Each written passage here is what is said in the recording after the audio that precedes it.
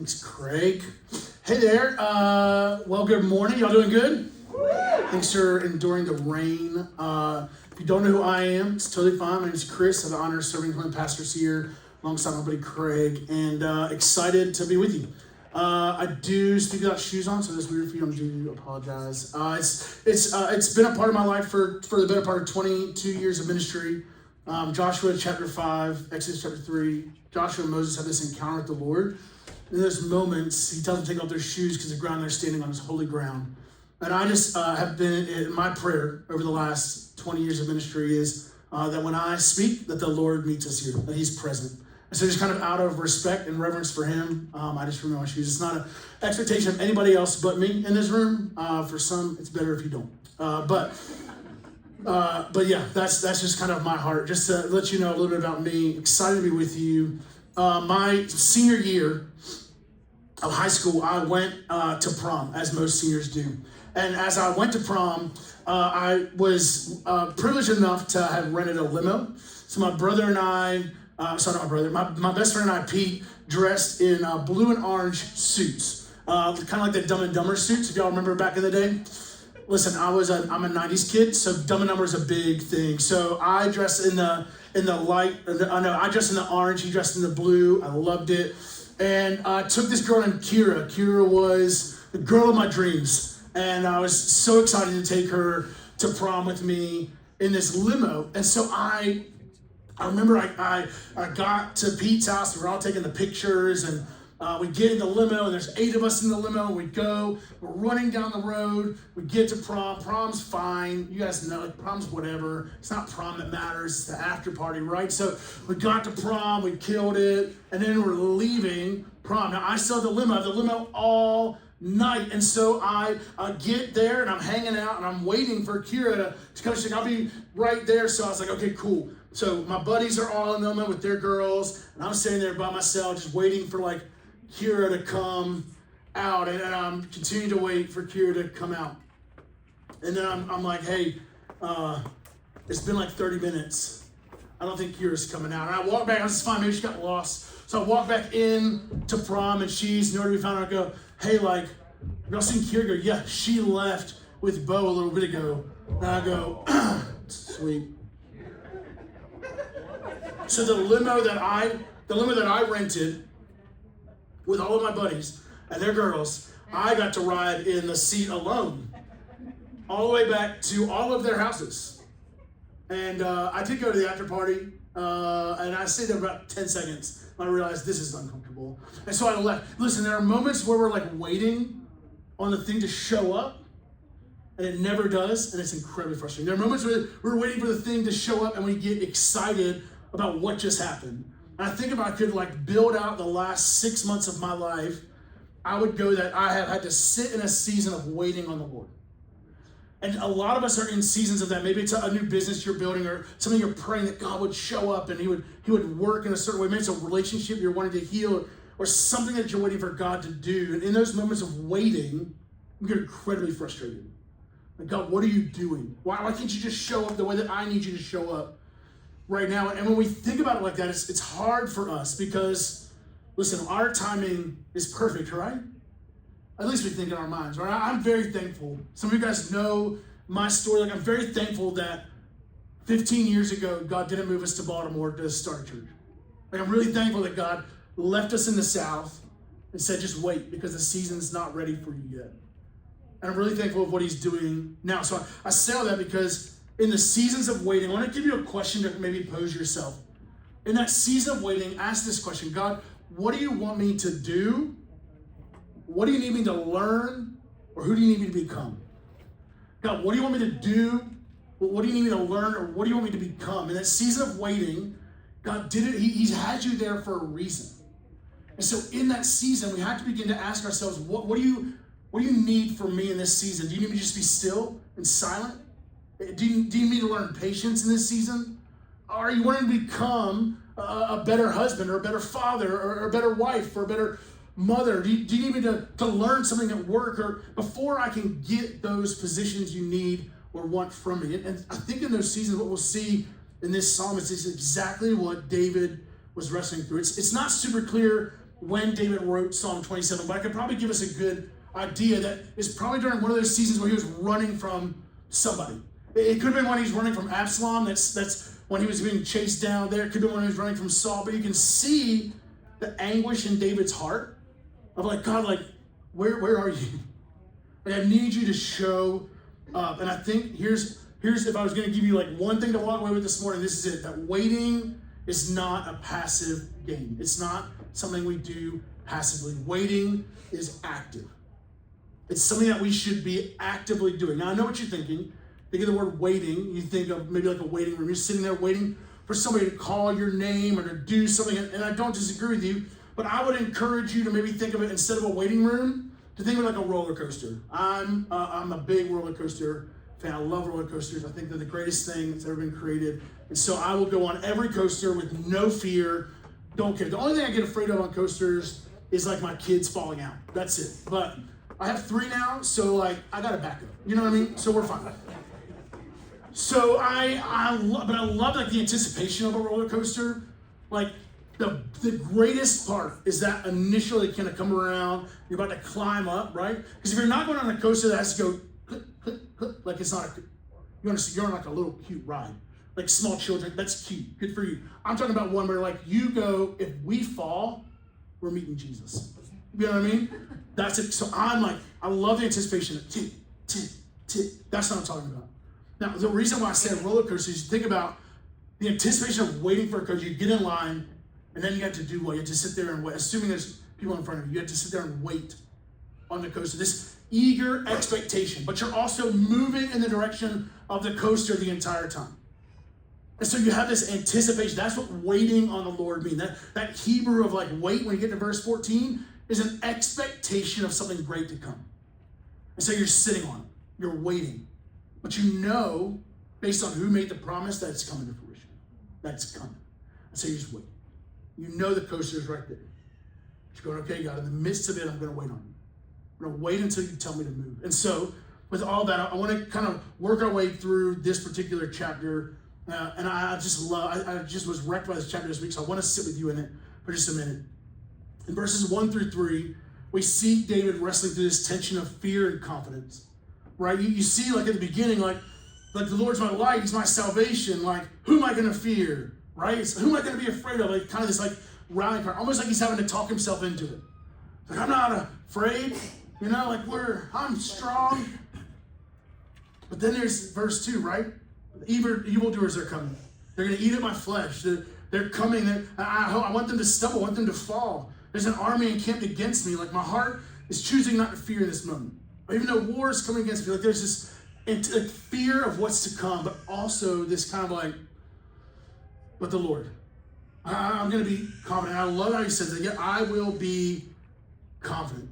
What? In what?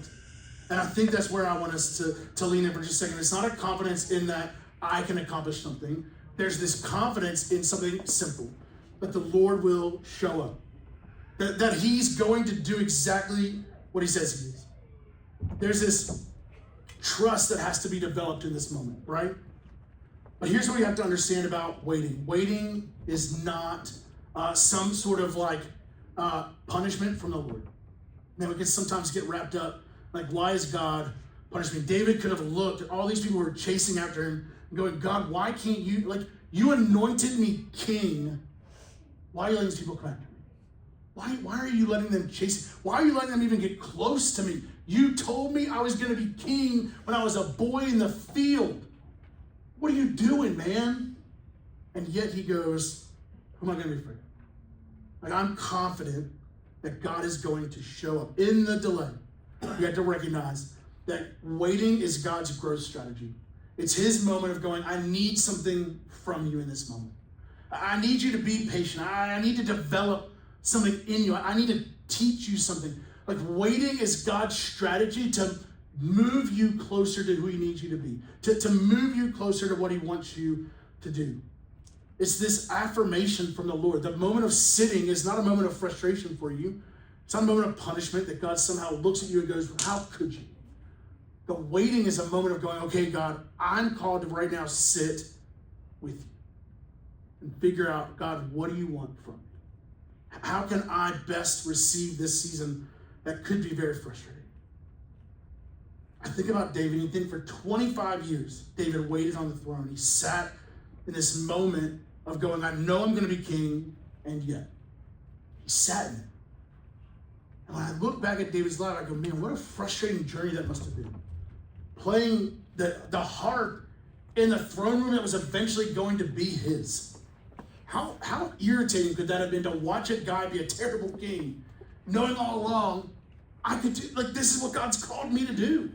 And yet I just sit here and wait on this guy to do what? And I think when we look, if we're just transparent, the throne, like if we're just real, the throne would not have been ready because the man was not ready. David wasn't ready. And so God had to take him through a season of waiting, sit in this. And you can go through person after person in Scripture, and we can think like, man, look at what Paul did. We're the third of the New Testament, did incredible work planting churches and starting them all over the place, but waited 17 years before he was ever sent. 17 years. It's not because of lack of Bible knowledge. Dude knew the Bible back and forward. He's the Pharisee of Pharisees, the greatest of the greatest. And yet God said, nope, not yet. Sit. Sit under the teaching of the people who have sat with me. We see this in season after season of guys who God wanted to use, or girls who God wanted to use in mighty ways. A season of going, wait. And what does the waiting do? It prepares us for what God is going to open up. The sitting and the waiting readies us. So then you keep going in verse 4. It says, one thing I've asked the Lord. Man, this is such a great verse. One thing I've asked the Lord, that I will seek after, that I may dwell in the house of the Lord all the days. I would like to gaze upon the beauty of the Lord, to inquire, to meditate is another great word there, like just to sit in his presence in the temple. Why would we pray that? Simple, right? Verse 5 says, because he's going to hide me in his shelter. He's going to conceal me under the cover of his tent. He's going to lift me upon the right. Do you look at all the people who are doing the action too? Is it us? Like no. He's going to be the one to protect us. He's going to be the one to cover us. He's going to be the one to lift us up. It is his timing, not our timing. We're just called to go, I'm going to seek, Lord says, I'm going to seek after you. I'm going to dwell in your presence. I want to gaze upon your beauty. I want to meditate in the time. I just want to be with you. And when I'm with you, when I'm sitting in that space, man, it is there that I get to interact and meet with you in a way that prepares me for what is to come. And when we draw close to the Lord, God shows up. In the seasons where we're going, God, why won't you? Why aren't you? And just sit closer and closer. I mean, those seasons can drive a wedge between us and the Lord. It can put a wedge between the two of us. And our relationship gets fractured or broken because the enemy's good at being like, see, told you wasn't going to show up. And I was in that season this week. I was just like, oh man, we sure we're supposed to do this? What are we doing? How stupid. I could go get a job right now. Y'all doing something else other than this. Like, what are we doing? And then, like, Thursday happened. And in a matter of 24 hours, like, chairs, paint, everything, like, given to us. I think I go, okay, God, I got it. I'll shut up and sit back. Like, sometimes waiting on the Lord doesn't mean you're not going to doubt the moment where you go, like, God, come on, man. Here's the thing. In that season, God just wants you to talk to him about it. Now, don't sit in that season and vent to somebody else. They're not, what are they going to do? Like, unless they're praying for you, like, it doesn't be like, oh, man, isn't God terrible right now? No, that's the enemy trying to create that division. Instead, going, hey, God, I need you to show me a sign that we're on the right track, man. That's all I asked for this week. I said, Lord, like, man, it feels like maybe we should stop. Maybe we should pause. Maybe we should wait. Maybe we should not do it. Like, there's a lot of whatever. I just need you to tell me, Lord, that we're doing the right thing. We're going on the right path. I was like, there we go. And it wasn't on Monday when I prayed, y'all. It was on Thursday afternoon. Taking 14 calls while I'm sitting at Chick-fil-A going like, yeah, okay, cool. I got to bag this food. I'll call you right back. Like, and in the midst of all of that, like, God showed up. We just have to sit in seasons and go, God, I'm going to trust you. I love Isaiah. And this is probably one passage where you probably go like, oh yeah, this is the one of like waiting on the Lord. This is kind of like the linchpin one. Like, wait on the Lord, right? Have you not heard? Have you not heard? Verse 28 of Isaiah 40. The Lord is the everlasting God, the creator of the ends of the earth. He does not grow faint, weary. His understanding is unsearchable. He gives power to the faint. To him who has no might, he increases strength. Even youth shall faint and be weary, and young men fall exhausted. But they who wait for the Lord, look at it, shall renew their strength. They'll mount up on wings like eagles. They'll run and not grow weary. They'll walk and not grow faint. Waiting on the Lord, yes, it comes with some frustrations, but man, it comes with power. On the other side of it, we just go, man, God, thank you for showing up. Thank you for showing up in ways that we would have never even anticipated. I had no idea when I answered that call that God was going to do what he did. I didn't have an idea what was happening on that call. Jake just texted me and said, I need you on a call now. I go, cool. Got on a call. He's the random dudes on the other line. He's like, what do you need? I go, I don't know who you are or what's happening right now. And I just got no. Like, it was the most Jake conversation that's ever existed. And I just literally stopped and I go, who are you and what's happening right now? And then it made sense. But I just go like, those moments, our job is to be obedient when the door opens. Anticipate that the door will open. Anticipation and going, God, I'm expecting you to show up, even if it's not in a way that I anticipated. Man, how many times has the Lord shown up and going, that's not what I thought was going to happen? Cool. That's the best way.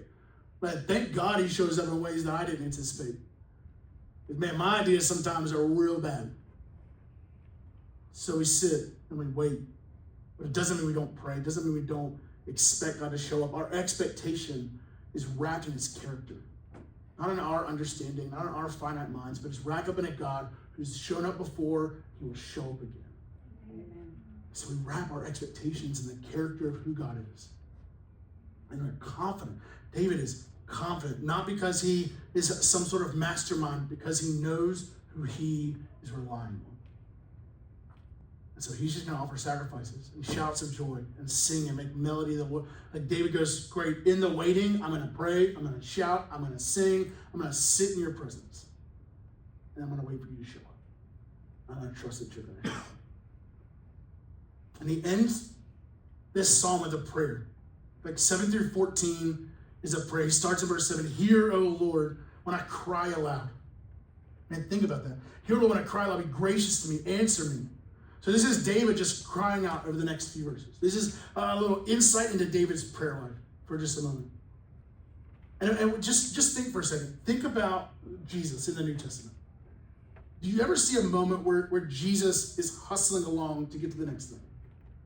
Like you see a lot of moments where Jesus goes, hey, y'all go ahead, but I'm not going to worry. I'm going to hang back. I'm going to do what? Spend time with the Lord. Spend time with my Father. I'm going to spend time praying. I'm going to spend time in a space where I'm not going to, there's never a verse in the New Testament where it says Jesus ran.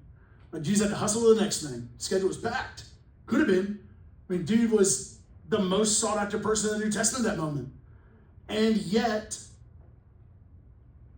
he just waits. Where am I supposed to go? Okay, cool. I'm going to go do that thing next. Stays connected to the source. That's what David's doing here. Staying connected to the source. He's waiting on the Lord. Hey, doesn't mean I'm not going to pray though. You told me to seek your face. My heart says your face, what do I seek? Don't hide it from me. Don't turn your servant away in anger. Oh, you have been my help. Like, don't cast me off. Don't forsake me, oh God of my salvation. My father and mother have forsaken me, but the Lord will take me. And do you see how he's battling this line of like, I'm trying to trust you right now, Lord, but man, like I'm battling all this abandonment that I feel on the other side of it. Both feelings are okay because he's taken them to the Lord. He's going to bring healing off both of them. He's going to strengthen his trust. He's going to heal the wounds that have come after him. Teach me your way, Lord. Lead me. Give me not. Like, look at all of these cries that he's making to the Lord. Listen, at the end of it all, he says in verse 14, wait for the Lord. Be strong and let your heart take courage. And you'll see this, David's calling back, right? He remembers how Joshua took the land. He remembers Moses' cry, hey, be strong and courageous. When Joshua goes to take the land, he says, hey, we're going to be strong and courageous. The Lord reminds his people, hey, listen, in the waiting, it doesn't mean you're not going to have strength on the other side of it. It doesn't mean you're not going to be bold and take courageous steps and go, God, this is not what you want me to do. Shut the door. But I'm going to keep walking until you shut the door. Waiting on the Lord means that I know that God is going to show up. My job right now is just to sit in the waiting. And when we do that, when we're willing to sit in that, we can take strength and courage, because we know that strength and courage is equal trust and dependence on God. My strength and courage is not because of some pull your bootstraps up mentality that I have. The strength and courage that I get is because I'm trusting the Lord's going to show up, and I'm dependent on His word coming true. I think about it from my own life. I have 3 awesome kids most days, and if you're a parent or if you're married, here's what you know. You know that they'll say this phrase to you, like, hey, I need you to come here. And they'll say what? I'll be right there.